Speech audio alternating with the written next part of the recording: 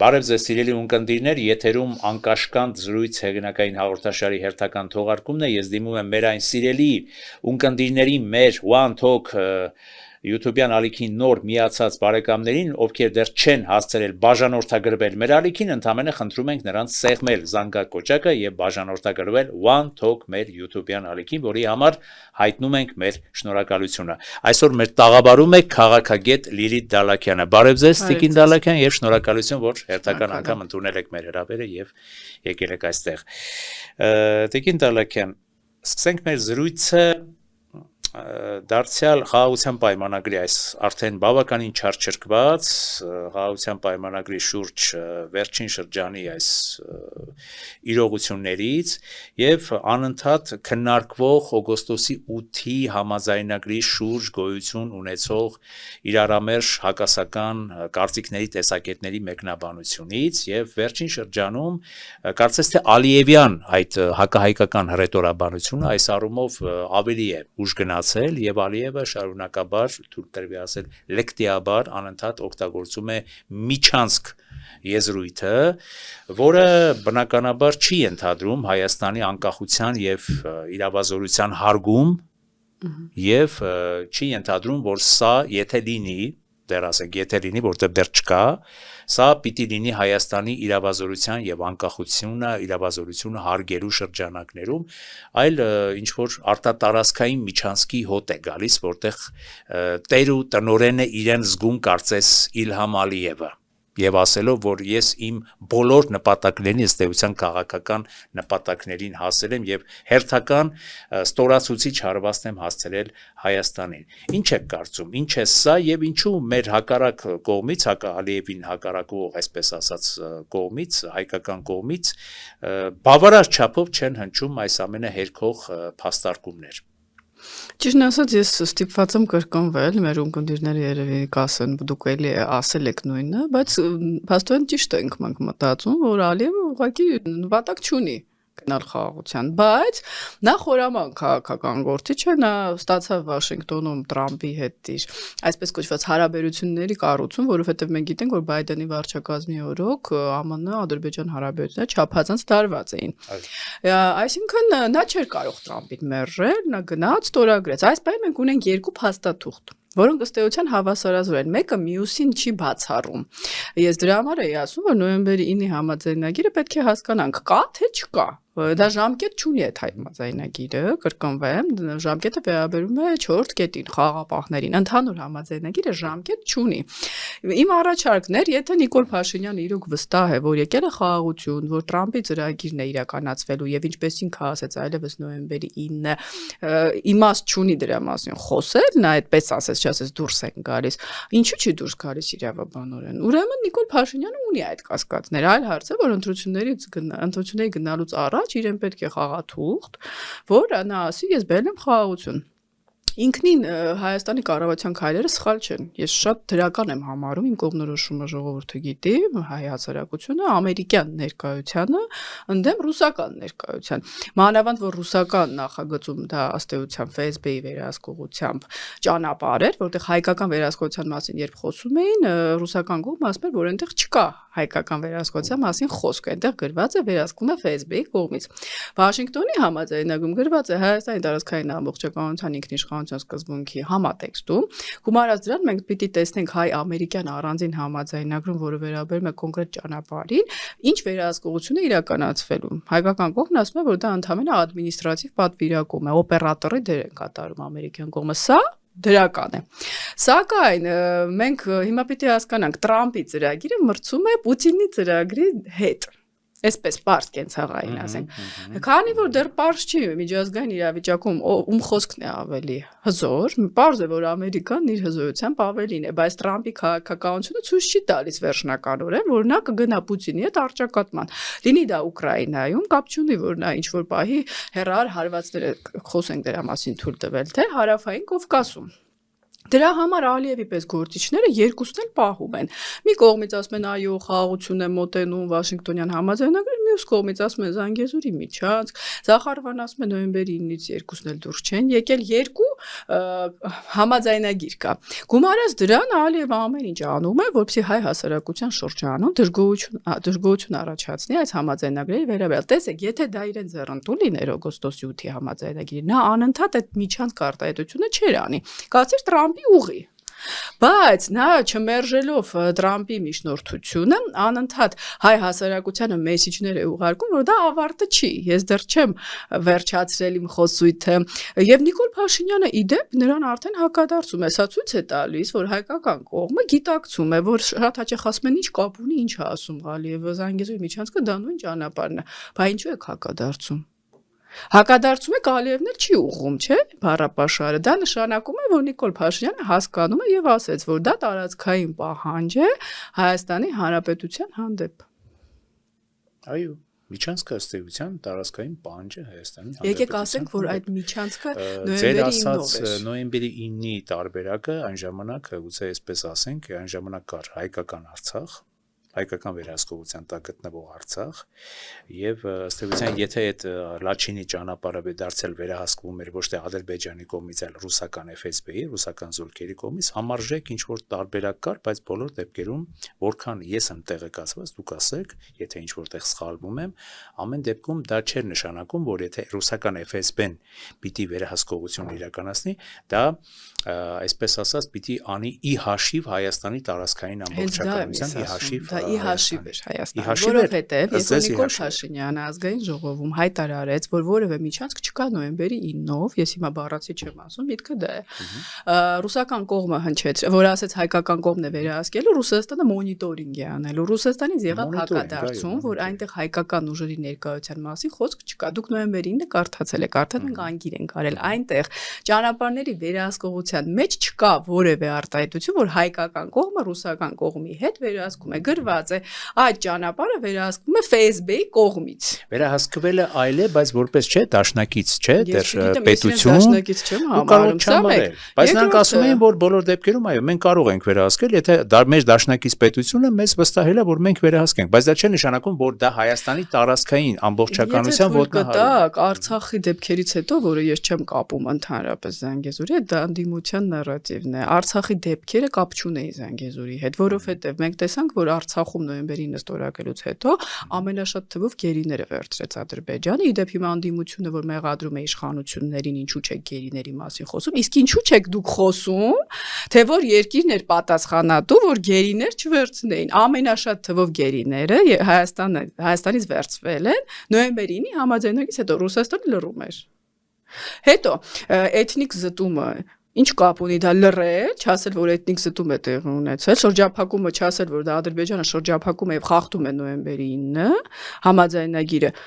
Բացի այդ մենք գիտենք որ նոյեմբերի 9-ի համաձայնագրով Արցախի կարգավիճակը հետագայում Խովայևի ծրագրով հետաձգվում էր, չէ՞, կարգավիճակի հարցը։ Բայց ինչ տեղի ունեցավ, պարոն Ստեփանյան, սա շատ կարևոր է որ ընդդիմությունը սպեկուլյացիա է անում այս հարցի վրա։ Երբ որ հարձակվեց Հայաստանի վրա ջերմուկում Ադրբեջանը, Ռուսաստանը որպես դաշնակից, դուք ասեք դաշնակից, որևէ խոսք չասեց։ Ասում են այսօր էլ Տիկին Դալակյան կներեք գազաներողություն, այսօր էլ Հայաստանը չի հրաժարվել Ռուսաստանից որպես դաշնակից։ Գոնե ի պաշտոն է, գոնե ֆորմալ իմաստով չի հրաժարվել։ Իհարկե ոչ։ Դե ռազմաբազաներ կա, դա ռազմաբազաներ կան, այո։ Բայց երբ որ Ռուսաստանը սա շատ կարևոր է, չկատարեց իր պարտավորությունները, հապկը չկատարեց, այդ կետը, ստորակետը դա դրեցինք մի կողմ։ Հայաստանի վարչապետը, որին ես քննադատում եմ, բայց երբ որ ճիշտ բանը պիտի ճիշտ ասել։ Նա Ռուսաստանին դիմեց, չպատասխանեցին, գնաց Պրահա։ Ընդդիմությունը այս հատվածը չի ասում Հայաստանը ի վիճակի չէր պաշտպանվել, մեզ մենակ էին թողել եւ մենք գնացինք Պրահա, նոր էր պատերազմ։ Հա, նկատի ունեք Խովայևի պլանին, այո, եթե Ռուսաստանը Արցախով այդպես հետաքրքրված էր, ինչի՞ ժամանակ չաջակցեց Հայաստանին։ Կարող էր մի զանգով Ալիևին ասել հետ գնա, բայց Ալեն Սիմոնյանը խոստովանեց, որ դա արել է ամերիկյան կողմը, իդեպ որին անշնորհակալաբար պատասխանեց վերջերս 22 Հայաստանը, այո, Բայդենին ջերմուկի դեպքերի մասին, այո, պատերազմը։ Այսինքն, այստեղ մենք պիտի թացը չորից տարանջատենք։ Ոչ թե ես եմ ասում, որ Ռուսաստանը մեր դաշնակիցը չի, ես քայլերից ելնելով եմ ասում։ Կա հատված, որ այո, այդպես կարող է ասել, հենց հիմա բազան հանեք, ԵՏՄ-ից դուրս եկեք։ Մենք խոսել ենք, որ դա հնարավորություններ դեռ պիտի դրա համար լինի, բայց այն, որ չի կարելի չասել իրականությունը, բայց ընդդիմությունը իհարկե դա բացատրում է նա, որ Նիկոլ Փաշինյանը արևմտամետ է, բայց եկեք այդ հեքիաթներին այլևս չհավատանք, որովհետև Նիկոլ Փաշինյանը իր բոլոր քայլերով եւ Վլադիմիր Պուտինն էլ իր գնահատականով Փաշինյանի հանդեպ ցույց է տալիս, որ Նիկոլ Փաշինյանը ոչ Զելենսկին է, գուցե դրական է դա իր համար, ոչ Սաակաշվիլին է։ Եթե Նիկոլ Փաշինյանի մասին 2 ժամանոց հաղորդում է Վլադիմիր Պուտինը նվիրում ասելով, թե նա ինչքան խիզախ է եւ դավաճան չի, ես հավատում եմ Վլադիմիր Պուտինի խոսքերին։ Եվ ավելացնելով ձեր ասած մտքին, որ ասում եք իրենց համար իհարկե Զելենսկի չի, որովհետև դա կարծես թե ձեր ասած միտքը վերահաստատեց Լավրովը Հայաստան կատարած, եթե կհամաձայնվեք ինձ հետ, վերջին այցի ժամանակ, որ նա կարծես թե ի հակադրություն Ուկրաինայում արկա խիստ հակառուսական, հակառուսաստանյան տրամադրությունների, նա Հայաստանը ըստ էության համարեց բարեկամ երկիր։ Եվ Հայաստանի մասին շատ գուրգուրանքով խոսեց։ Այո, ես Զելենսկուն շատ բարձր եմ գնահատում եւ չեմ թաքցրել իմ տեսակետը, բայց ես նկատի ունեմ, որ նա Զելենսկի չի Ռուսաստանի համար, այսինքն հակառուս չեն համարում իրեն։ Եվ այդ հեքիաթները, որ Փաշինյանը հակառուս է, այ որ Քոչարյանը գա մեզ Արցախը հետ կտան, սա ցույց է տալիս, որ այդ մարդիկ իրականությունից ուղղակի կտրված են աշխարհաքաղաքական իրականությունից, որտեղ Արցախը աշխարհաքաղաքական գործիք էր, ոչ թե Փաշինյանի դեմ ինչ որ մահակ։ Տիկին Դալակյան, վերցնենք ներքաղաքական իրողությունները, արտաքին քաղաքական այս իրողությունների մեջ իհարկե բարդ հանգույցներ կան, որի մասին մենք շատ ենք խոսել եւ ելի կխոսենք, վերցնենք ներքաղաքական իրողությունները, դուք տեսնում եք խորհրդարանում կրկին ինչ է տեղի ունենում եւ դա ոչ միայն պատիվ չի բերում մեր ժողովրդի, մեր հասարակությանը, մեր բազմադարյա, բազմահազարամյա պատմությանը, սիրում ենք, չէ՞, մեկ-մեկ շատ գեղեցիկ խոսքերով, այսպես պչնող խոսքերով խոսել մեր պատմության, մեր մշակույթի մասին, բայց դա հակամշակույթ է, այն ինչ որ տեղի ունենում խորհրդարանում եւ ավելի շատ իրական քաղաքակիրթ քաղաքական օրակարգից երկիրը շեղող տեսակետ, փոխադարձ ինչ որ ցեղ շպրտելու, ինչ որ հոգեբանություն, ինչ որ իրողություններ եւ այս իրողությունների ընթացքում հանգարց խոսակցություն ծավալվեց 44-օրյա պատերազմի մեզ համար այդ ողբերգական ելք ունեցավ, լինի ռուսամետ, լինի չռուսամետ, բայց ելքը երկել մեր Հայաստանի հայ ժողովրդի համար ողբերգական ելք ունեցած այդ պատերազմի քննող հանձնաժողովի մասին, որտեղ կրկին ինչ որ աղմուկ բարձրանալուց հետո գոնե իմ կարծիքով դուք խնդրեմ արտահայտեք ասած ձեր տեսակետը, կարծես թե որևէ իրական լույս չսփռվեց այդ պատերազմի իրական դեպքերի եւ իրողությունների վերաբերյալ եւ կրկին հասարակության հանդեպ, որի համեստ անդամներից մեկն էլ ես եմ, པարզ չդարձավ իրական 44-օրյա պատերազմի բուն էությունը, ի վերջո ինչը հանգեցրեց, չեմ ուզում պարտություն բառը օգտագործել, բայց մեզ համար այս ողբերգությանը, որի ես չէի հավատում ժամանակ։ Ես վերջերս շատ եմ ակնարկել, որ ինչ եղավ 44 օրյա եւ ասել եմ, որ թե ակնարկել եմ։ Սա շատ կարեւոր է Հայաստանի Հանրապետության անվտանգության տեսանկյունից, այսինքն սա մշակութային հարց չի իհարկե ամենայն հարգանքով, եթե մենք ասում ենք, որ Հայաստանը պարտվել է, որովհետեւ մեր բանակում կան դասալիքներ, պարտվել է, եթե իրենց ասածով կան գործակալներ, բա ուր են այդ մարդիկ։ Բանակում են էլի։ Այո, եկեք խոսենք։ Հիմա փաստորեն մենք տեսնում ենք պարտության պատճառները հանդիսացած մարդիկ ուր են։ Հիմա փաստորեն մենք տեսնում ենք, որ նույնիսկ եթե գործեր կան հարուցված, մեղավորներ չկան, ինչպես այլ ոլորտներում։ Հիմա արդեն ԿՊ-ի ներսում ես թույլ կտամ ինձ այսպես տեսակետ արտահայտել, փորձում են իրար վրա գցել, անուններ չտանք, հանձնաժողովի ղեկավարը, այլ անձինք, այսինքն նպատակ չկար բացահայտել։ Գիտեք բացասականը որն է, ավելի լավ է չխոսեն, որ այդպիսի բան է եղել, կամ չխոսեն, որ թալան է եղել, ընդհանրապես լռեն այդ մասին, եթե չեն ուզում բացահայտել, քան թե ասեն, չբացահայտեն, ընդդիմությունն էլ երբ որ մենք խոսում ենք, ասում են, բա ուր է, որ մենք թալան չենք, դե ապացուցեք, այսինքն կները կենցաղային ասում լեզու են դնում այս մարդկանց բերանը, մեր նման մարդիկ են, որոնք գիտեն, որ դա այդպես է, նոր չեն իջել երկնքից, չեն կարողանում փաստ ներկայացնել, որովհետև փաստերի ողջ կույտը գտնվում է իշխանության ձեռքում, գլխավոր դատախազի ձեռքում, արտահայտության նախարարի ձեռքում Եվ իրենք չեն անում դա,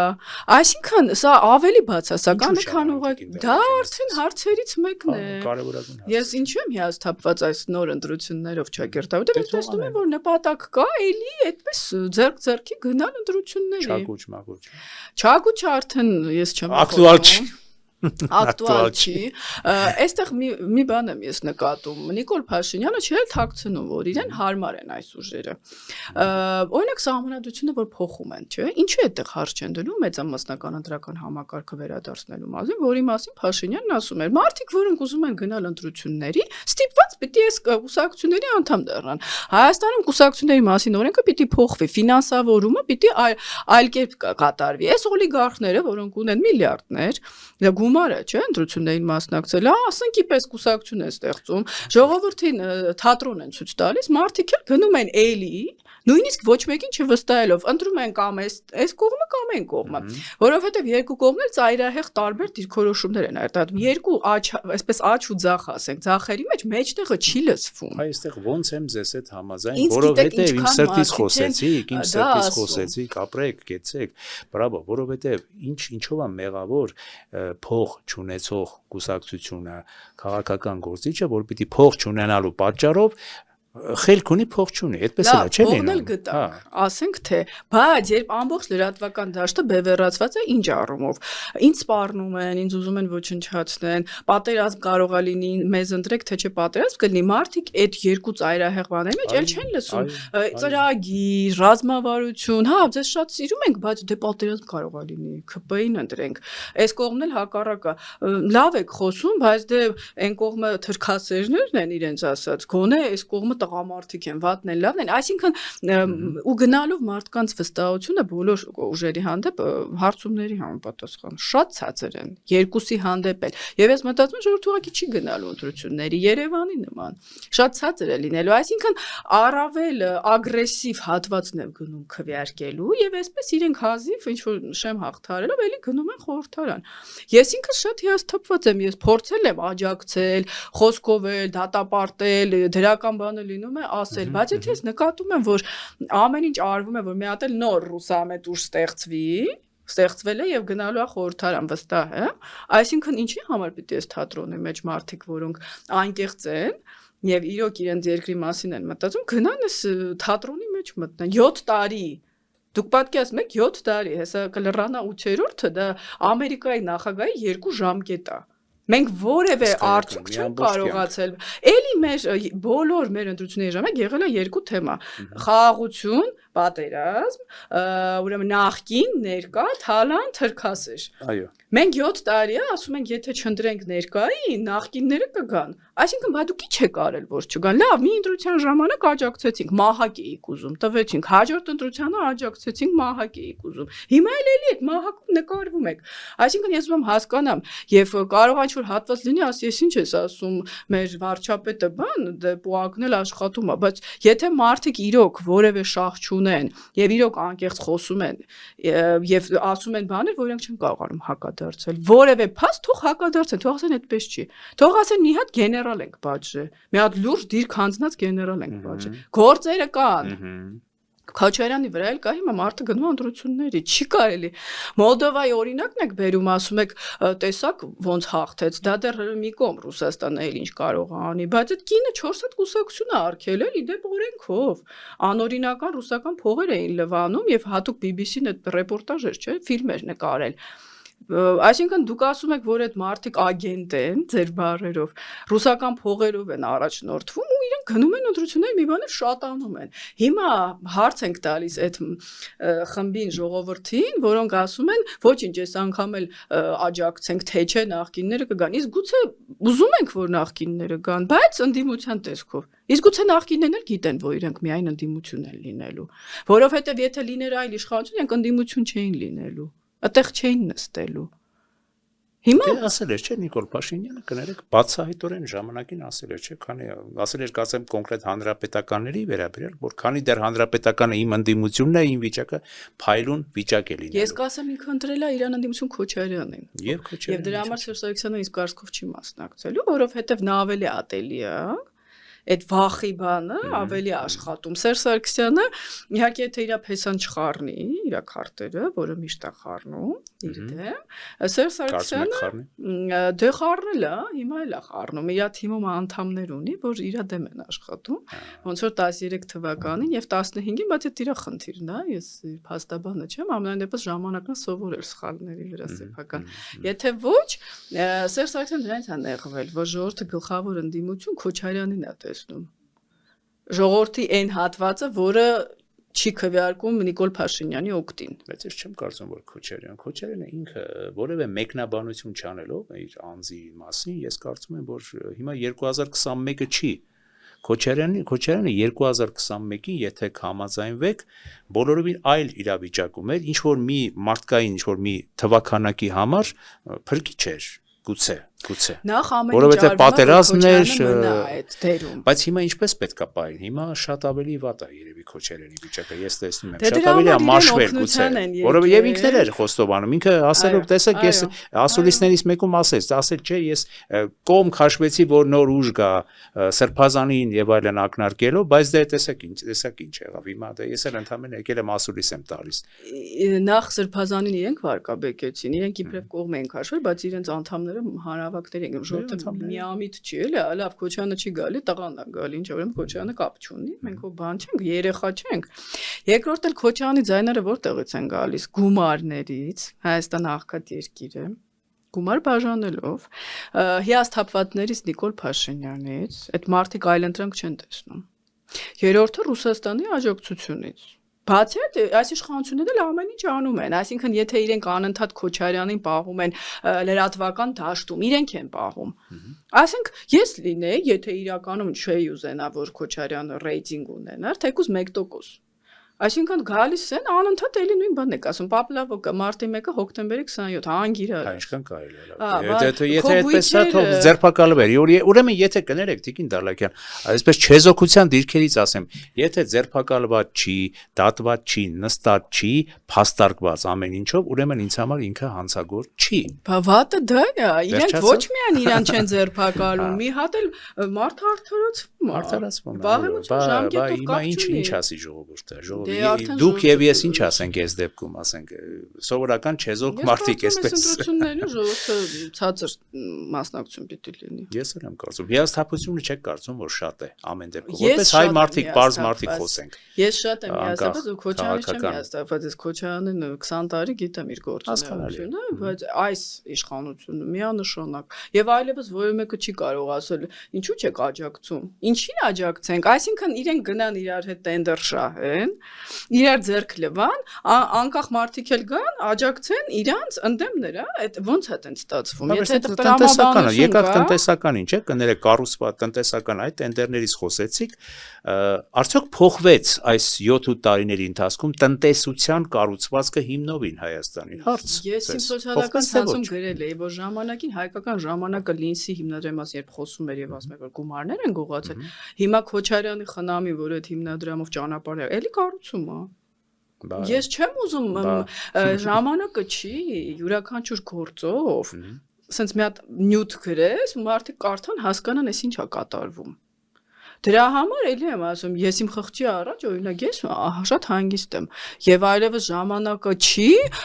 ասել դե լավ, հա, այս անգամ էլ, այսինքն հետո մինչեւ երբ։ Եկեք այս ընտրություններին գրենք 40 տարի տանք,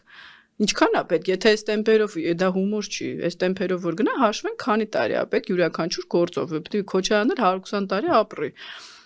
Գնանք ընտրությունների, այդպես միանգամից ստանա էլ ինչ ենք ամեն անգամ ընտրություն անում։ Այդքան փող ծախսում, այդքան ռեսուրս, այդքան մարդկանց նյարդերի հետ խաղում, շոու ենք ցույց տալիս։ Ես արդեն ուզում հասկանամ այդ մարդիկ, որ կանգնում են ամբիոնում ասում են քո պապան մարդասպան է, իրանք չեն հոգնում իրանց խոսքերից։ Երբ չեն հոգնում։ Դե, գուցե հատվածքը էլի նայում է,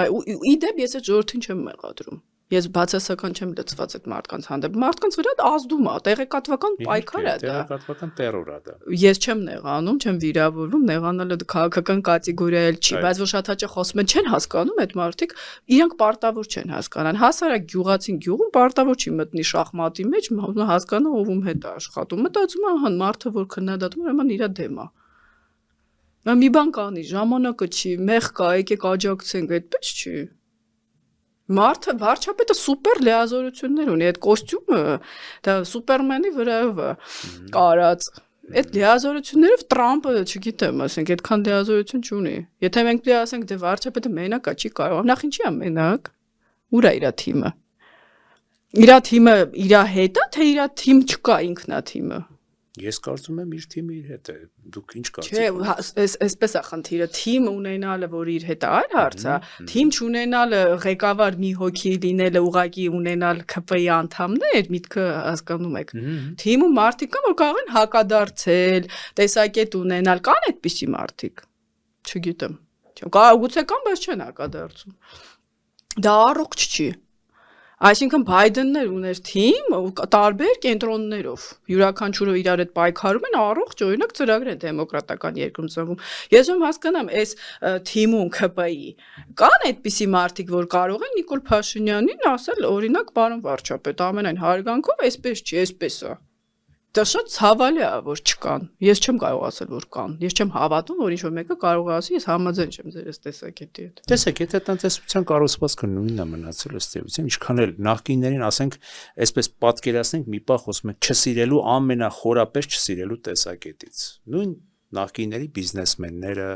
մեծահարուստները, որ հիմա առաջ գուցե օլիգարխ էին կոչվում, հիմա կոչվում են մեծահարուստներ, բարերարներ, մնացել են, չեն ձերբակալվել։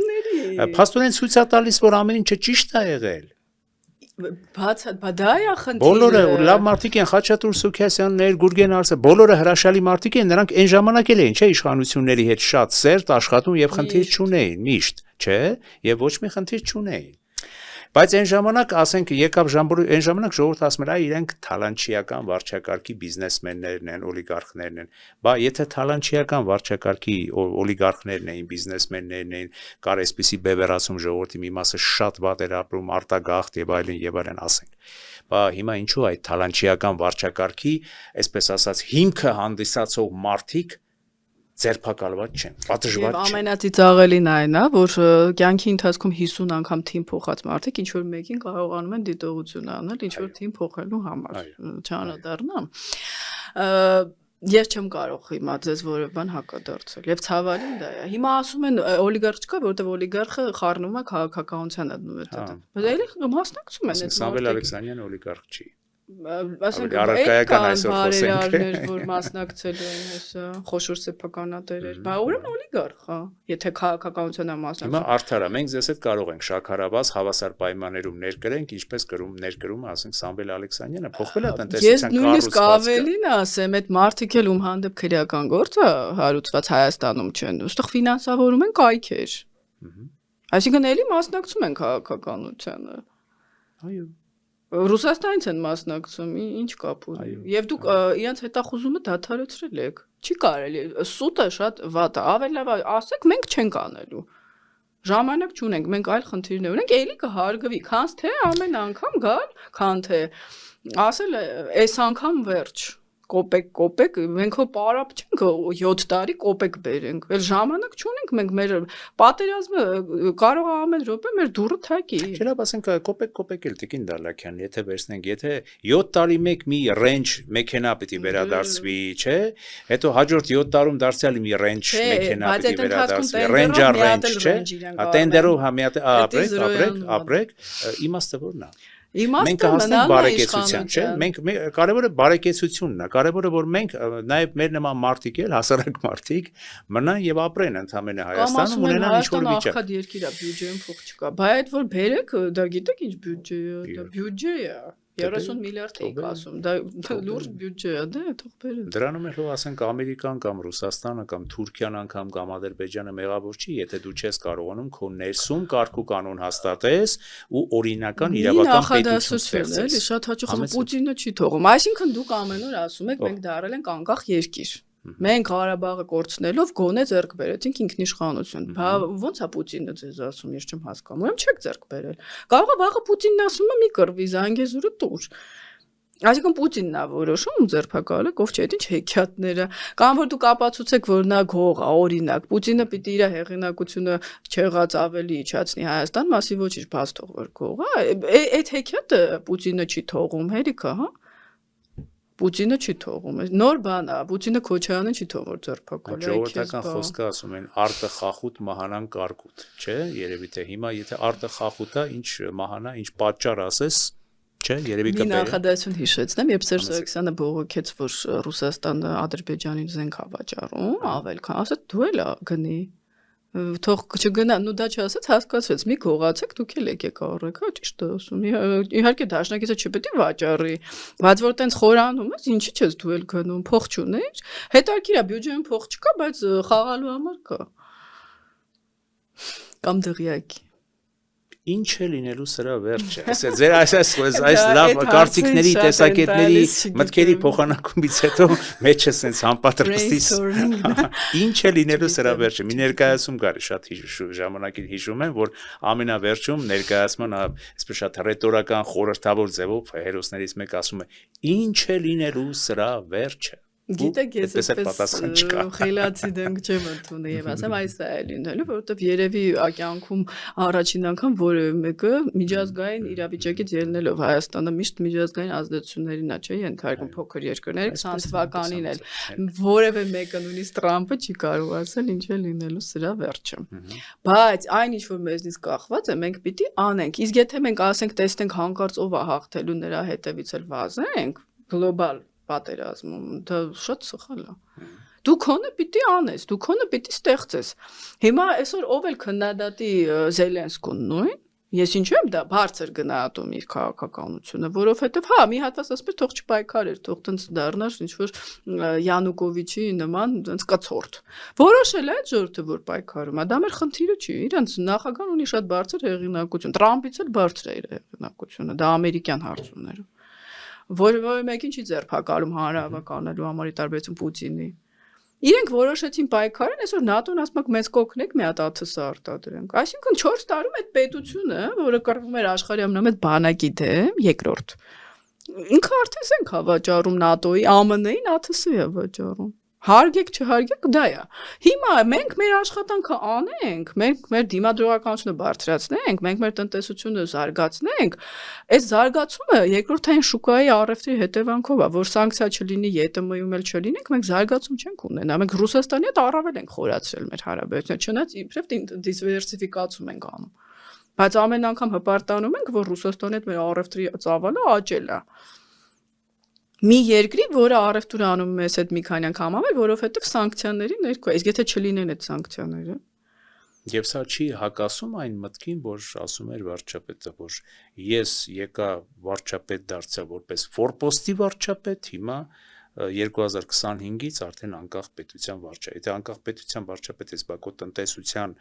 այս փոխկապակցվածության այսպես կախման չասեմ, փոխկապակցվածության ինչ են շեշտակիորեն աճում Ռուսաստանի հետ։ Կամ լավ դիվերսիֆիկացիա որտեղ։ Իհարկե, լավ սանկցիաներից գումար ենք աշխատում, Ղազախստանն էլ է այդպես անում։ Այդ գումարը ինչին է գնալու։ Ճանապարհները, շնորհակալություն, մանկապարտեզը շնորհակալություն, բայց եթե բանակը դիմադրողականություն չունի, այդ ճանապարհը պետք չի։ Մանկապարտեզն է պետք չի։ Եթե քո դեմոգրաֆիան խայտառակ իրավիճակում է, մանկապարտեզում է պետք։ Որ ով է գնալու այդ դպրոց։ Շատ սիրուն կահավորել եք, խնդիր չկա։ Բայց դեմոգրաֆիա չկա։ Կամ որ ասում են աշխատավարձը միջին բարձր, նախ նայած որտեղ մարզերում նայեք, նայած որ ոլորտի։ Բայց գներն է թանկանում։ Ինֆլյացիան 7% է պարենային մթերքների, թոշակը 9000, 8000 դրամ է 7 տարում բարձրացել։ Այսինքն շեշտակի թանկացման պարագայում ծառայությունները թանկացել, տրանսպորտը թանկացել, կենտրոնի գույքարկը լիքը թանկացումներ ասեմ ձեզ։ Ես հոդված էի կարդացել Insider-ում, որ Հայաստանը ոսկու առևտրով նույնիսկ անցել է Հարավային Աֆրիկային։ Պարզ է, չէ՞, որ Հայաստանի ոսկին չի, ռուսական սանկցիոն ոսկու առևտրի մասն Հայաստանում այդքան ոսկի չկա։ Բայց գումարները որտեղ են։ Պղնձամոլիբդենային գործանը պիտի վերցնեիք ռուսներից, չէ՞, ինչի չվերցրեցիք, էլի հանձնեցիք մեծամասամբ կառավարումը ռուսներին, ասում եք Ռուսաստանից պիտի վերցնենք, հա, մեր չափաբաժինը բարձրացել է կառավարության, Բայց դա ուրեմն գերակա մեր պետության ամենամեծ հարստությունն է, աշխարհի ամենամեծ պաշարներից մեկն է, ինչու է դա Ռուսաստանին էլի, ըստ էության, կամ այդ թալանածը ուր է այդ մարդը, այդ 300 միլիոն որ տարել է հետը, ուր է, հարսանիքի է մասնակցում, չգիտեմ, ես չեմ կարող, դրական բան լինում, հա, ասում ենք, բայց այս տեմպերով, որ 300 միլիոնի մասին խոսում, երբ որ վերջերս գիտակցությունը Մեղադրյանք առաջադրեց, որ այդպես մարդ կա, պետությունից 300 միլիոն դոլար է գողացել, հիմա այդ մարդը ազատ ման է գալիս, տեղներ գիտեն, ես ում հասկանամ, գողացել է ու վերջ Գոնե մի ասեք, ասում են մենք չենք խառնվում արդարադատությանը։ Ես չեմ հասկանում, եթե դուք չեք խառնվում։ Դարձյալ հարցականներից հերթական հարցական։ Մեծ հարց է, դա գլխավոր հարցականն է, դրա համար ինձ շատ են վերջերս անդրադառնում այդ տեղերից, բայց դա չի փրկում է իրավիճակում։ Մի հատ կետ են գտել, որը արդեն դարձել է persona non grata։ Որը դե իրանք իմ PR-ով են զբաղված, որտեվ այդ մարդիկ այնքան ատելի են, որ եթե իրանք ինձ քննադատում են, մարդիկ ինձ ավելի են դիտում, շնորհակալ եմ ես անվճար գովազդի համար, բայց այսինքն մեկ էլ ասում են մենք չենք խառնվում արդարադատությանը, մենք ինչ անենք։ Լավ, նախ օրինական երկրում չի կարող վարչապետը, որը դատական իշխանության հովանավորն է, նորմալ գործունեության երաշխավորն է ներողություն։ Նա չի կարող ասի ես չեմ խառնվում արդարադատությանը, սա մեկ խառնվելու ձևեր կա։ Ոչ մեկ չի ասում գնացեք դատաների մուտքը փակեք, չէ, օրինական։ ԲԴԽ-ով վերահսկեք։ Եվ երկրորդը, բա որ չեք խառնվում, ինչ եք ժողովրդին խոստանում, որ հետ եք բերելու, մեկը մեկին չի բռնում։ Համ ասում եք հետ ենք բերելու դատարաններով, համ ասում եք դատարանները մեզ չեն ենթարկում, դրա համար հետ չենք բերում։ Հիմա ո՞րն է ճիշտը։ Ավելի լավ է, քարը ձեր փեշից թափեք, ասեք ոչ մի բան էլ հետ չենք բերելու։ Մոռացեք այդ մասին։ Մենք էլ չկարողանանք ձեզ քննադատել, ասենք դե մարդը խոստովանես չի կարողանում եւ վերջ։ Բայց հիմա ես տեսնում եմ այդ լոզունգներից մեկը դա է լինելու, մենք թալանը հետ ենք բերելու։ Ու քանի տոկոսի վրա դա կազդի արդեն չեմ կարող ասել։ Ես մի հոգի եմ։ Այսօր մեր զրույցը ստացվում է էլի ինչպես նաև շատ այլ զրույցներ են ստացվել, շատ այսպես դարձյալ զրույց, ոչ թե հարցազրույց, այսպես փոխադարձ եւ կարծես թե երկուստեք ավելի բացվեցինք եւ իշխանությունների ականջներն էլ երևի կարմրեցին վստահ եմ, որովհետև ավելի սուր քննադատական հա դավաճանեցին, հա, այսօր մենք էլ կդառնանք եթե ձեզ հետ միասին, ոչինչ թող մի քիչ մեր PR-ն էլ չէ աշխատի։ Մեր PR-ը թող աշխատի։ Չեմ մասնակցում, այդպեսի խնդիր չունեմ։ Հա, ոչինչ, կարևորը եթե մարդը քննադատվողը ճիշտ հասկանա, թե ինչի համար են իրեն եւ առողջ ընկալի այդ քննադատությունը, կարծում եմ նա դրանից շատ լավ հետեւություններ կքաղի եւ կսկսի ավելի ճիշտ գործելակերպ ունենալ։ Իսկ եթե պետք է հիվանդագին ընդունի եւ ընդհանրապես անձնավորի եւ թշնամաբար վերաբերի կարծում եմ որ են անձնավորում քննադատությունը մեկ եւ երկրորդը մենք չենք ասում կախեք պոկեք ականջները Բագրատ Գալստյանը չի հեղաշրջում արեք մենք ասում ենք եթե դուք իրանց դեմ եք պայքարում բայց ամեն ինչ անում եք որ իրանք ավելի ուրջանան մի ասեք թե Դարձյալ քիչ մնաց նորից դա այդ հարցը վերջը ինչքան խոսում ենք այնքան գալիս ենք նույն հարցին ինչ է լինելու սրա վերջը որովհետև ես էլ իրականում արդեն կարծես թե ինչ որ փակուղային մտածողություն ամեն դեպքում մոտավորապես մի տարի կա մինչև եկող ընտրություններին բայց կարծես թե զարգացումները ինչ որ շատ դրական բաներ չեն հուշում Բայց դա չի նշանակում, որ երևի դրանով հանդերձ չպիտի լինենք լավատես։ Հա, իդեպ իսկ երրորդ ուժ ստեղծելու բավարարում այլի խոսքեր են հնչում, բայց այդպես էլ այդ երրորդ ուժն էլ չի ստեղծվում քաղաքական դաշտում, չէ, որը ոչ լինի նախկին, ոչ ներկա, այլ ինչ որ Ինչպես կասել բևերը ազգային ապագա քիչ մնաց ասեի ազգային ապագա ոչ նախկին ոչ ներկա այդ երրորդ ուժը որ լինի որ մարդիկ տեսնեն որ ոչ նախկինների այսպես ասվող դարձյալ ինչպես մենք ասեցինք չփաստվող թալանի հետ կապ ունեն ոչ էլ ներկայիս գործող չգիտեմ թե թալանի ասեմ թե չգիտեմ ինչի հետ կապ ունեն այլ իրենք մաքուր նորմալ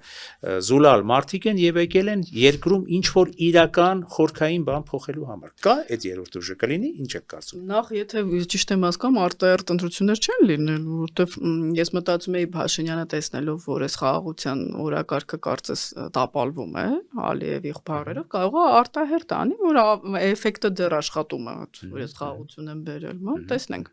հոկտեմբերը կարծես վերջին կետն է այդ հարցում իդեպ ես տեսա որոշ մարդիկ կոչ էին անում գնալ ընտրությունների արտահերթ Ինչ վերաբերում է երրորդ ուժին, Հետո լռեց։ կոչերի հետ ամեն ինչը։ Շատ բարդ հարց եք տալիս, շատ բարդ։ Ես ինքս փորձել եմ դրա ձևավորմանը մասնակցել, բայց առանց անուններ տալու նշեմ, որ մարդիկ կան, որոնք խոսում են երրորդ ուժի ձևավորումից, բայց իրանք երկրորդ ուժի հետ են իշխանության։ Իհարկե կան, որ նաև առաջի ուժ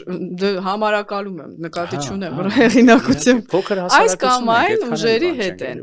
Եվ ես ինչ եմ ասում, երրորդ ուժին իհարկե խորհուրդ չեմ կարող տալ, բայց այն մարդիկ, որոնք պիտի իշխանությանը չքննադատեն եւ ասեն մենք երրորդ ուժ ենք, կամ քննադատեն մենակ նրա համար, որ իբրև թե ոչ արևմտամետ են։ Եկեք դա Գյումրին ցույց է տալիս, որ հաջողություն չի ունենում։ Մարդիկ հասկանում են, չէ՞, ինչա կատարվում։ Այսինքն ամեն ինչ լավ է, ուղղակի մի հատ արագ հանի ռազմաբազան էստեղից, դա արձագանք չի ստանալու ժողովրդի շրջանում։ Եվ խորհրդանը, ես այս խորհրդանը կրկնում եմ, հիմա կասեն որտեղից գիտես, ես այդպես եմ մտածում, որ երկարատև կյանք չեմ կանխագուշակում, որովհետև Կարծում եք մինչև ես 2030-ը ես չեմ մտածում, որովհետև 2026-ը քրիտիկական տարի է աշխարհում, Ուկրաինայում, Իսրայելում, ընտրություններ ԱՄՆ-ում, եթե ասված մի արած թե լինի այն, ինչից ես զգուշանում եմ, եւ էլի մենք հետ գանք նախկին կետին այդ Ալիևի Զանգեզուրի միջանցք արևմտյան Ադրբեջան իրավիճակին, այս խորհրդարանը այդ նոր բարերարով, հին բարերարով, գուցե Քոչարյանով եւ ՔՊ-ով ես չեմ կարծում, որ որակով այնպեսի խորհրդարանա, որ կարողանալու է լուծել Հայաստանի առջև ծառացած հիմնախնդիրներ։ Հիմա կասեն դե բա ինչ անենք։ Ցավալիորեն ես հիմա երկնագույն հարթագույն երկինք չեմ կարող ասել, խոստանալ եւ ասել երրորդ ուժը կհաղթի։ Իհարկե ես լսում եմ որոշ մարդիկ ռեալից կտրված իրականությունից ասում են, որ մենք հաղթելու ենք եւ իշխանությանը եւ ընդդիմությանը, չեմ տեսնում, որտեղ ժողովուրդը պատրաստ չի հիմա դրան։ Ցավալիորեն այս տեղեկատվական տերորը ժողովրդի հանդեպ աշխատում է դեռ։ Եվ էլի այս սև սպիտակը աշխատելու է, զուգահեռաբար լարվելու է իրավիճակը, կասեն ինձ սպառնում են, հարցագործություններ կլինեն, Աստված մի արած է սպանություններ եւ այս ռադիկալացված հասարակության մեջ էլի իրանք են գնալու։ Բայց հետո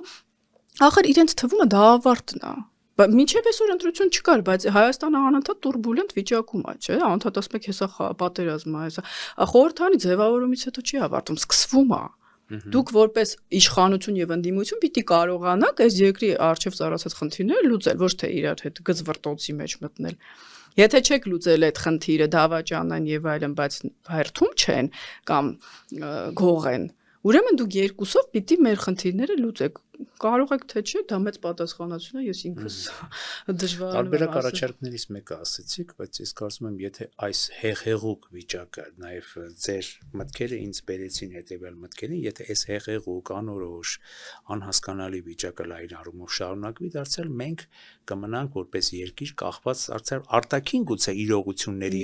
շրջան, այո, արտաքինում ինչ որ կփոխվի գեոքաղաքականության մեջ, կարևորագույն դերակատարները ինչ կթելադրեն այս տարածաշրջանին, այն էլ կլինի Հայաստանում, հա, գուցե իսկ դա իմ կարծիքով շատ վատ տարբերակ է։ Բա ուր մնաց մեր իրական անկախությունը, ինքնիշխանությունը։ Հիմա կասեն մենք փոքր երկիր ենք, Իսրայելն էլ է փոքր երկիր։ Տեսեք, իրենց հետ ինչ են հաշվի նստում, Իսրայելը, ինչ Ամերիկան առանց Իսրայել չի կարող, կամ Ուկրաինայի հետ ինչ են հաշվի նստում, կասեն ինչ ուզում ես արա, դառի ԵԱՏՄ անդամ, որովհետև երբ որ դու պատրաստ ես դիմադրես, երբ որ դու ունես այդ ուժը, իսկ Ադրբեջանը մեզպես հավասար երկիր է, մենք աշխարհի երկրորդ բանակի դեմ չենք պայքարելու, չէ՞։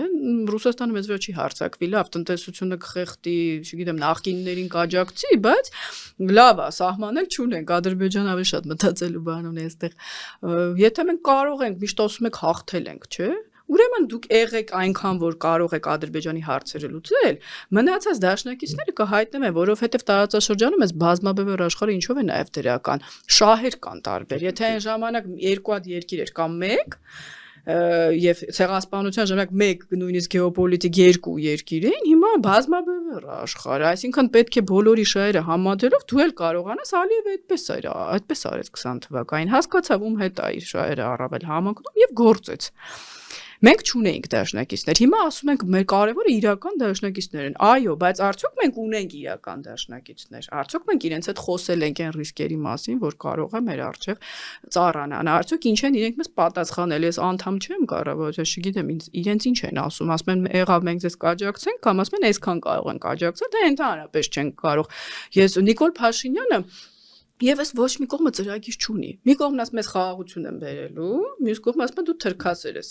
Որն է այստեղ ծրագիրը։ Այս խաղաղություն բերողն էլ չի ասում եկել է խաղաղությունը։ Մի բա ասեց, բայց հիմա ասում է խաղաղությունը պետքա գուրգուրել, դա աշխատանք է։ Բա որն է ձեր ծրագիրը այդ աշխատանքի ռազմական բյուջեն կրճատելը։ Դա է ծրագիրը։ Ծրագիրը որն է, որ ես Տրամպի համարն ունեմ կզանգեմ իրան։ Մենք Մակրոնի համարն էլ ունեինք 20 թվականին։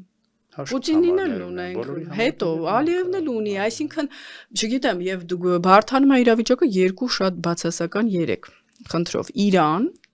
ես Իրան արևմուտք հարաբերությունների սրումը, դա շատ վատ է մեզ համար, Պեկին արևմուտք հարաբերությունների սրումը եւ Պեկինի այս ճանապարհների անցումը, լոգիստիկ եւ Տրամպի այս անհասկանալի քաղաքականությունը, մի օր մի բան, հաջորդ օրը այլ բան։ Այո, եւ այստեղից մի հետեւություն, բա որ զանգենք չպատասխանի, կամ զանգենք կամ էլ զանգենք մեզ ուղարկի, պերիադրեսացիա կամ Պուտինի կամ էլ մեզ ասի դե գնացեք կորեք գրողի ծոցը, կներեք արտահայտությանս համար, դա էլ բացառված չի։ Դրա համար լավ չի որ այո, լինենք ուժեղ, ներքուստ, իսկ ուժեղի կողքին միշտեղ կանգնողներ կգտնվեն։ Բացի այդ մենք պիտի Մենք 90-ականներից եղանք, չէ, ուժեղ։ Իրեն բոլոր թերություններով հանդերձ, դրա համար աշխարհը մեզ հարգեց կարծես թե։ Մեր ինքնիշխանությունը, մեր ինքնությունը, մեր տեսակը, մեր ինքնազոհողությունը հանուն հայրենիքի, հանուն Արցախի, հանուն ազատության, անկախության։ Ես կցանկանայի մի հատ հաղորդում նվիրենք, թե ինչպես մսխեցին դա, բայց մսխեցին, այսօր դասեր են տալիս, այս իշխանություններին, եկեք այդ կողմին էլ ասենք, այդ որ եկան անկախությունը հռչակեցին եւ մսխեցին։ Այո, տնտեսությունը, իրենք դարձան կողմ կոնֆլիկտի, աշխարհը մեղավոր չի, աշխարհը միշտ էլ անարդար է եղել Պաղեստինից մինչև Ուկրաինա։ Բայց մենք կարող ենք փոխել իրավիճակը կամ ազդել եւ ամենակարևորը թե ամերիկյան կողմին բերում ենք, ես դա դրական եմ համարում։ Դա անվտանգային երաշխիքներ պիտի լինի այդտեղ այդ ճանապարհի վրա, որտեղ այդտեղ ռուսական ռուսներին պատկանող երկաթուղի է եւ ռուսների ներկայություն Սյունիքում։ Ուղղակի բերել որպես օպերատոր, ես դա չեմ հասկանում։ Իսկ եթե բանակցում ենք, շատ լավ է, ես հիմա չեմ կարող ասել, որովհետեւ վերջնական չեմ տեսել թուղթը հայ-ամերիկյան կոնկրետ ճանապարհների, բայց ես հուսով եմ մենք նրա վրա ենք աշխատում, որ այդտեղ լինեն անվտանգային երաշխիքներ։ Ինչ որ ներքին դալական տվյալներ ունեմ այսօր ունեցա, որ անգամ դա համաձայնությունը կամ նախնական համաձայնությունը նաև բանակցում է նաև ռուսական բևեռի հետ, նաև իրանական երևի բևեռի հետ, տեսնենք ինչ կլինի, որտեղ այստեղ էլ այո շատ անորոշություններ կան։ Այսինքն, եթե սա լինի փոխ համաձայնեցված, օրինակ ինչ կարծիք եք փաստաթուղթ մի քանի բևեռների հետ, կարող է ավելի հավանական լինի իրական խաղաղությունը, կամ տնտեսական փոխշահավետությունը տարածաշրջանում։ Ես մի քանի անգամ նշել եմ, նոր էլ հաղորդման ընթացքում նշեցի, մեր իրավիճակը մեր շուրջը բացասական է։ Եթե այս կողմերը իրար հետ կոնֆլիկտի մեջ չլինեին, այդ կոնֆլիկտը վտանգավոր է, ճիշտ է։ Գնալով բևեռացումը Իրանի, կարծես հայ բախտի բացասական իրավիճակն է։ Պետք է հայերը միացնեն դա, հաշտեցնեն։ Եթե իդեպ ասեմ, եթե լինի իրոք Եվ իրենք լինեն անկախ, մնան անկախ։ Այո, գիտակից թիմ, որը կարողանա, սա շատ նուրբ խաղ է լինելու, լարի վրա։ Եկանք ինքնիշխանությանը, էլի եկանք մեր ներքին հզորություն ունենալու գաղափարին։ Ինչը չկա այսօր։ Այո, ոչ թե մենք պիտի գնանք ռուսներին ասենք, ձեզ հետ ենք ամերիկացիներից, հետ ենք չինացիներին, ձեզ հետ ենք ճապոնացիներին, Իրանին, մենք պիտի գիտակցենք, որ նախ սուտը վերը բարձրանում, ուշ թե շուտ իրենք իրար հետ կխոսան։ Երկրորդն էլ մենք պիտի հասկանանք, որ հակառակը մենք բոլորի շահերը չենք կարող բավարարել։ Մենք պիտի փորձենք չհակադրվելով առերևույթ այն մյուս կողմին, մի կողմի հետ ավելի խորացնել, որը առավել ուժեղ կարող է լինել։ Այս իրավիճակում 100%-ը որևէ բան չես կարող ասել, որ Պուտինն էլ չգիտի ինչ կլինի։ Կոմպլեմենտարիզմ, ինչպես չեք ասել, վարձանց կոմպլեմենտար քաղաքականություն, այսինքն։ Ես ասում եմ, այս իշխանություններին բաժին այնքան շատ բարդ ժամանակաշրջան, եւ այս մեթոդներով մենք ձեր գլուխը կջարդենք դուք եմ մեր, այս երկիրը լավ տեղ չի գնա։ Այո, աշխարհը ուրիշ խաղի կանոններ է, մեզ արտաքին արտաքուստ թելադրում, իսկ մենք զբաղված ենք միմյանց գլուխներ ջարդելով, խորհրդանում ծեծկրտուկներ հրահրելով։ Իհարկե, այսինքն դավաճան գոռալով։ Բոլորս ենք, հա, բոլորս ենք այս ամեն ինչի մեջ, թե դիմություն, թե ընդդիմություն, մի ընդհանուր կաթսա է, մեր բոլոր մեղքերով, մեր բոլոր սխալներով, սկսած մեզնից։ Պատմության մեջ եթե մենք մեզ չմասնատենք, չվնասենք, դրսից չեն օգտվի։ Անշուշտ, միշտ էլ այդպես է եղել։ մենք ամուր ենք եղել, հզոր ենք եղել, անկախ ենք եղել այն ժամանակ, երբ որ ներքուստ միասնական ենք եղել, համախմբված ենք եղել, հաշվի չառնելով որոշակի մարդկային տարբերություններն ու տարակարծությունները։ Բայց չենք եղել այո թունավորված, իսկ հիմա դժբախտաբար գալիս ենք, չէ, երևի ձեզ այդ միասին այն տեսակետին, որ մեր հասարակությունն է ախտահարված, թունավորված։ Մենք մեծ մասը նույնիսկ արդեն չի էլ հետևում։ Այո, չի հետևում մի մասն մի կերպ օրահացի խնդիրներով, չգիտեմ ինչ։ Այո, այն մյուս հատվածն էլ այո, այդ նույնիսկ ընտանիքներում այդ ատելության մթնոլորտը շատ բարձր է։ Եկեք այս որոշակի ոչ շատ դրական, բայց ամեն դեպքում եկեք հավատանք, որ այս թունավորվածությունը գոնե կանցնի թունավոր եւ կհասկանա մեր հասարակությունը, որ միմյանց պախարակելով, նախկիններ, ներկաներ անվերջանալիորեն բաժանելով եւ անդադ սևերի ու սպիտակների բաժանելով, մենք ոչ մի լավ տեղ չենք հասնի։ Մեզ ներքին համախմբվածություն է պետք, իրական ազատության, անկախության իրական Հայաստանն էլ, որ ասում են կներեք, բայց խոսքը բերում էլի, ես ամբողջ հայկական լեռնաշխարհն եմ համարում իրական, այնպես որ չարժի այս կտորը, որ հիմա չգիտեմ 29000 քառակուսի միայն սա անվանել իրական Հայաստան, ոչ, սա ուղղակի իրական Հայաստանի հայկական վերահսկողության տակ մնացած տարածքն է, որը էլի մենք չենք խնայում, ասում են անխնա ենք, մսխում ենք, այո, դուք ասեցիք 90-ականներից իհարկե մսխեցինք, բայց հիմա էլ սա ենք մսխում։ Մի բա արդեն մոռանանք էլ այդ մսխածը։ Դե այդ իրական Հայաստանը այնպես չի մենք մինչև այդ Արցախը Հայաստանի մաս էր 29.8 չէինք։ Այսինքն ես ուղղակի մեր խնդիրը հռչակագրում, դա համանդրության մեջ չկար, հղում էր։ Արցախի անկախության, այդտեղ միավորման մասին էլ է խոսքը գնում, բայց որ այդպես նայենք Ադրբեջանի անկախության հռչակագիրը հղում անում 18 թվականի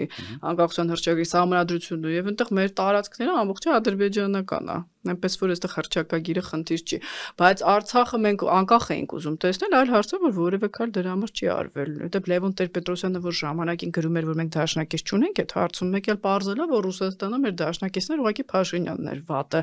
Սուտը չի կարելի էլի իրականության տեղ անցկացնել, բայց եթե ցավալիորեն իշխանությունների վնդիմություն սնում են այս մթնոլորտը, մեր հասարակությանը մնում է ընդհանրապես չսնվել դրանով, չդիտել, որովհետև դա ախտահարում է հոգին, եթե տեսնում ես որ իրական պայքար չկա, ուղղակի չմտնել այդ ամեն ինչի մեջ։ Այս ձեր վերջին մտքի վերաբերյալ ես իմ կարծիքը ձեզ եթերից էլ կասեմ, բայց ինչ վերաբերում այո Լևոն Տեր-Պետրոսյանի արտահայտած մտքին եւ ընդհանրապես Նիկոլ Փաշինյանի կողմից նրանց ուղարկած այդ մարտավարին, ես գոնե հույս ունեմ, որ մի օր այդ հանդիպումը կկանա, չնայած դա պետք է կանա իմ կարծիքով, կներեք այստեղ չեմ կարող իմ կարծիքը չարտահայտել, երբ որ նրանց ասելով, նույն Տեր-Պետրոսյանի ասելով, վերջ-վերջո նա մի քիչ էլ հաշվի առնենք նաեւ նրա գիտելիքները եւ փորձը քաղաքագիտական, որ Նիկոլ դե հələ մի հատ հրապարակի այդ ամեն ինչը, բայց Նիկոլ պատասխան ինչ էր ասում, ասում էր, «Մի թուղթը սառնարանի տակ անգած, մի թուղթը սեղանի տակ, ժամանակը եւ Փաշինյանը խոստացել է պիտի, եթե դու ասում ես որ գնացել ուրիշ բան են բանակցել, ապացուցիր, այո, բրավո, ճիշտ եք։ Եվ մեպես չի որ դժվար է բանակցել, որպես ԱԳՆ-ի նախկին սան կարող եմ ասել, որ շատ հեշտ է դա ապացուցել, թե ինչու չի արվում, դա արդեն ընտրությունների ժամանակ պիտի հարցնենք։ Շնորհակալություն, որ եւս մի հարցի պարզ պատասխան տվեցիք դուք։ Այնպես որ նաեւ ցանկանանք, որ այս հարցում էլ լույս կսփռվի եւ մեր հասարակությունը գոնե մինչեւ 2026 թվական շատ ու շատ հարցերում կլինի տեղեկացված։ Իսկ տեղեկացված հասարակությունը դա գիտակից հասարակություն է եւ ունակ հասարակություն կատարելու ճիշտ քաղաքական ընտրություն։ Շնորհակալ եմ։ Տիկին Դալակյան, շնորհակալություն այս զրույցը ունենալու համար։ Շնորհակալ եմ։ Եթերում անկաշկան զրույց հեղինակային հաղորդաշարի հերթական թողարկումն էր, մեր զրուցակիցներ քաղաքագետ Լիլիթ Դալակյանը, ես կրկին դիմում եմ մեր այն հարգելի ունկնդիրներին, ովքեր չեն հասցրել բաժանորդագրվել մեր One Talk YouTube-յան ալիքին, խնդրում եմ նրանց ընդհանրապես սեղմել զանգակոճակը եւ բաժանորդագրվել մեր YouTube-յան ալիքին, որի համար հայտնում եմ իմ շնորհակալությունը։ Շնորհակալություն, լավ եղեք։